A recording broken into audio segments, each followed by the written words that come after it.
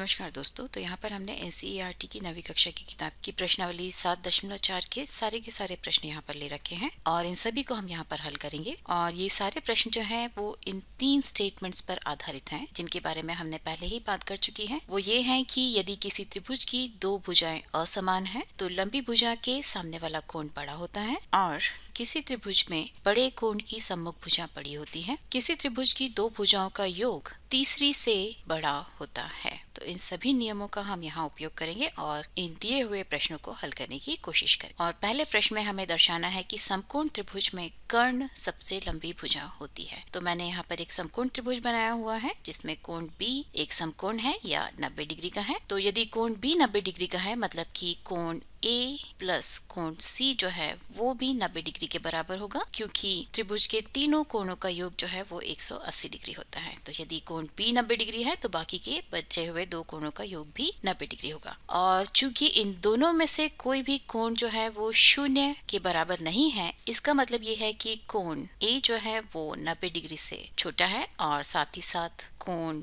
C जो है वो भी 90 डिग्री से छोटा है। मतलब कि कोण A छोटा है कोण B से, मतलब कि कोण B के सामने वाली भुजा कोण A के सामने वाली भुजा से बड़ी होगी, या आप कह सकते हैं कि BC छोटी होगी AC से। और साथ ही साथ कोण C जो है वो भी कोण B से छोटा है। इसका मतलब है कि कोण C के सामने वाली भुजा मतलब AB वो छोटी होगी कोण B के सामने वाली भुजा मतलब AC से। सो यहाँ से आप देख सकते हैं कि AC जो है वो BC से भी बड़ी है और AC जो है वो AB से भी बड़ी है, मतलब कि AC जो है वो सबसे बड़ी है। या आप कह सकते हैं कि AC जो कि इस त्रिभुज का कर्ण भी है वो एक सबसे बड़ी भुजा होती है। तो किसी भी समकोण त्रिभुज में समकोण के सामने वाली भुजा जिसे हम कर्ण भी कहते हैं वो सबसे बड़ी होती है। और अगले प्रश्न में हमें दिया है कि त्रिभुज ABC की भुजाओं AB और AC को क्रमशः बिंदु P और बिंदु Q तक बढ़ाया गया है। और साथ ही साथ हमें दिया है कि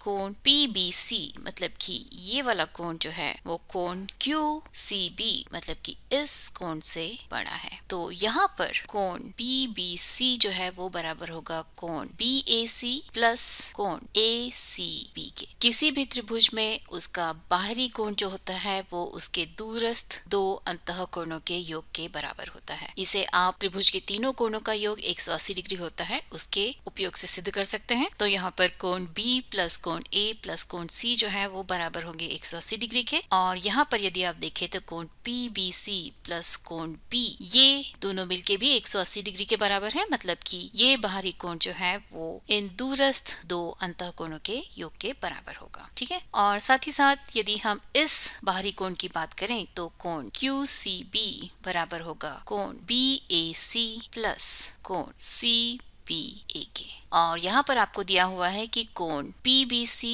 छोटा है कोण QCB के, मतलब कि कोण BAC प्लस कोण ACB ये छोटा है कोण BAC प्लस कोण CBA से। ठीक है। ये पूरा जो है वो बराबर है कोण PBC के और ये पूरा बराबर है कोण QCB के। तो यहाँ पर कोण BAC छोटा है जिनके दोनों तरफ है तो ये एक दूसरे को कैंसिल कर देगा और यहाँ से आप कह सकते हैं कि कोण ACB वो छोटा है कोण CBA से। और इसका मतलब ये हुआ कि त्रिभुज ABC में कोण ACB के सामने वाली भुजा AB वो छोटी होगी कोण CBA के सामने वाली भुजा AC से। और यही हमें यहाँ पर प्रूव करना है। इसे आप इस तरह से भी लिख सकते हैं कि AC बड़ी है AB से। ठीक है। तो ये हुआ दूसरे प्रश्न का हल। और यदि हम तीसरे प्रश्न की तरफ चलें तो यहाँ पर हमें दिया हुआ है कि यहाँ पर कोण B छोटा है कोण A से, मतलब कि यदि हम त्रिभुज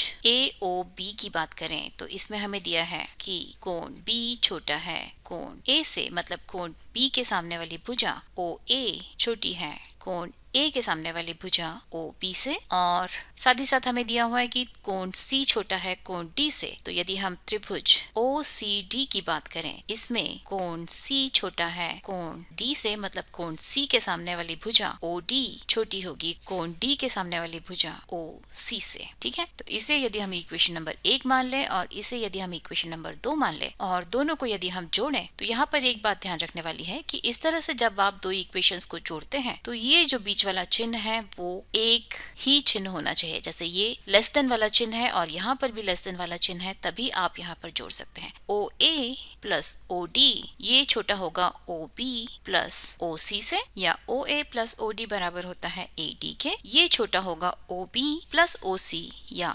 BC से। और यही हमें यहाँ पर प्रूव करना था। ठीक है, तो ये हुआ प्रश्न क्रमांक 3। और प्रश्न क्रमांक 4 में AB और CD क्रमशः एक चतुर्भुज ABCD की सबसे छोटी और सबसे बड़ी भुजाएं हैं, और हमें दर्शाना है कि कोण C छोटा है कोण A से और कोण D जो है वो छोटा है कोण B से। तो हमें दिया है कि AB सबसे छोटी है, मतलब कि भुजा AB जो है वो छोटी है भुजा AD से, और साथ ही साथ भुजा AB छोटी है भुजा BC से, और भुजा AB छोटी है भुजा DC से। तो पहला रिलेशन हमें ये मिल गया। और उसके बाद हमें दिया है कि CD जो है वो सबसे बड़ी भुजा है, मतलब कि AB छोटी है CD या DC हमने यहाँ पर लिखा है, हम इसे फिर से लिख लेते हैं CD से, और AD भी छोटी है CD से, और साथ ही साथ BC ये भी छोटी है CD से। तो ये दो रिलेशन हमें दिए हुए हैं और हमें ये प्रूव करना है। तो इसे प्रूव करने के लिए हम इन्हें त्रिभुज में कन्वर्ट कर लेते हैं। तो यहाँ पर ये चतुर्भुज जो है वो दो त्रिभुजों में विभाजित हो गया है। अभी हम एक एक त्रिभुज लेंगे। सबसे पहले हम त्रिभुज ABD लेंगे। तो यहाँ पर AB छोटी है AD से, मतलब AB के सामने वाला कोण कोण ADB ये छोटा होगा AD के सामने वाले कोण कोण ABD से। इसे हम इक्वेशन 1 मान लेते हैं। और साथ ही साथ हम बात करें त्रिभुज BCD की। यहाँ पर भुजा DC सबसे बड़ी है, मतलब कि भुजा BC छोटी है DC से, तो BC के सामने वाला कोण मतलब कि कोण BDC ये छोटा होगा DC के सामने वाले कोण या कोण DBC से। इसे यदि हम इक्वेशन नंबर 2 मान लें और फिर इन दोनों इक्वेशन को यदि हम जोड़ें, मतलब कि कोण ADB प्लस कोण BDC ये छोटा होगा कोण ABD प्लस कोण DBC से, या आप कह सकते हैं कि कोण ABD प्लस BDC या कोण D ये छोटा होगा कोण B से। तो ये हमें यहाँ पर प्रूव करना था। और अभी यदि हम विकर्ण AC खींचें तो यहाँ पर चतुर्भुज ABC दो त्रिभुजों में विभाजित हो गया है। पहला है त्रिभुज ABC जहाँ पर भुजा AB छोटी है भुजा BC से, क्योंकि AB सबसे छोटी भुजा है, मतलब AB के सामने वाला कोण कोण BCA ये छोटा होगा कोण BAC से। और इसे हम यदि इक्वेशन नंबर 1 माने और फिर हम लें त्रिभुज ACD को, तो यहाँ पर DC जो है वो सबसे बड़ी भुजा है, मतलब AD के सामने वाला कोण कोण ACD ये छोटा होगा DC के सामने वाले कोण या कोण CAD से। इसे यदि हम इक्वेशन नंबर 2 मान ले और फिर यदि हम इन दोनों इक्वेशंस को जोड़ें तो कोण BCA प्लस कोण ACD ये छोटा होगा कोण BAC प्लस कोण CAD से। और कोण BCA प्लस ACD बराबर है कोण C के, मतलब कोण C छोटा होगा BAC प्लस CAD ये बराबर है कोण A के। तो कोण C जो है वो कोण A से छोटा होगा, वो हमने यहाँ पर प्रूव कर दिया। तो ये हुआ चौथा प्रश्न। और चलिए अभी हम पांचवें प्रश्न की तरफ चलते हैं। तो पांचवें प्रश्न में हमें दिया है कि PR बड़ा है PQ से, मतलब कि यदि हम त्रिभुज PQR को लें तो उसमें PR बड़ा है PQ से, मतलब PR के सामने वाला कोण या कोण PQR ये बड़ा होगा PQ के सामने वाले कोण या कोण PRQ से। या आप इसे ऐसे भी लिख सकते हैं कि कोण PQS बड़ा है कोण PRS से। ठीक है, और उसके बाद हमें दिया है कि PS कोण QPR को समद्विभाजित करता है, मतलब कि ये वाला कोण बराबर है इस कोण के। यदि ये दोनों कोण थीटा के बराबर हैं तो कोण PSR इसकी यदि हम बात करें ये बराबर होगा थीटा प्लस कोण PQS के, क्योंकि ये कोण इस त्रिभुज PQS का बाहरी कोण है, तो इसका मान जो है दोनों दूरस्थ अंतःकोणों के योग के बराबर होगा। और कोण PSQ मतलब कि ये वाला कोण ये बराबर होगा थीटा प्लस कोण PRS के। तो यहाँ पर चूंकि PQS बड़ा है कोण PRS से, इसका मतलब ये है कि कोण PSR जो कि थीटा प्लस PQS है वो बड़ा होगा कोण PSQ जो कि थीटा प्लस PRS के बराबर है। ठीक है, और यही हमें यहाँ पर प्रूव करना था। और छठवें प्रश्न में हमें दर्शाना है कि एक रेखाखंड पर एक दिए हुए बिंदु से, जो कि उस रेखाखंड पर स्थित नहीं है, तो यहाँ पर ए बी एक रेखाखंड है और ओ वह बिंदु है जो कि रेखाखंड पर स्थित नहीं है। इससे इस रेखाखंड पर जितने भी रेखाखंड खींचे जा सकते हैं उनमें लंब जो है वो सबसे छोटा रेखाखंड होता है।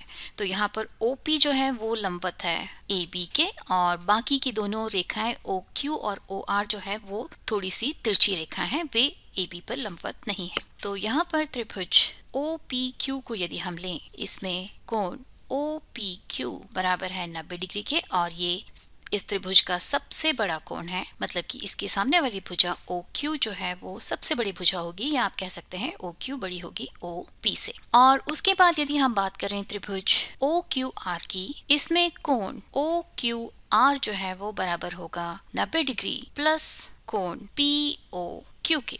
ये जो है वो ट्रायंगल OPQ का बाहरी कोण है, मतलब इसका मान जो है इसके दूरस्थ अंतः कोणों यानी कि इस कोण और इस कोण के योग के बराबर होगा।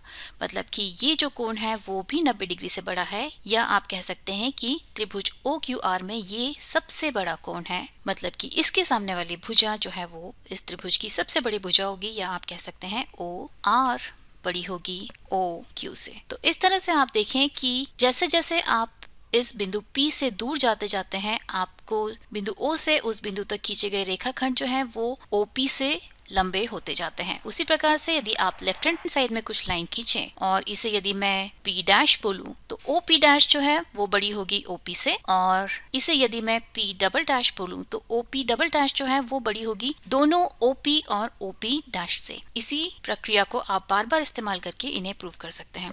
मतलब कि लंबवत रेखा जो है वो सबसे छोटी रेखा होती है, उसके अलावा सारी रेखाएं जो हैं वो इस लंबवत रेखा से बड़ी होंगी। तो यही हमें यहाँ पर दर्शाना था। तो इस वीडियो के लिए सिर्फ इतना ही, और अगले वीडियो के लिए आप मैथ स्मार्ट हिंदी को देखते रहिए, उसे सब्सक्राइब कीजिए और नोटिफिकेशन बेल बजाना मत भूलिए, क्योंकि तभी आपको पता चलेगा कि मेरा अगला वीडियो कब आने वाला है। तब तक के लिए नमस्कार।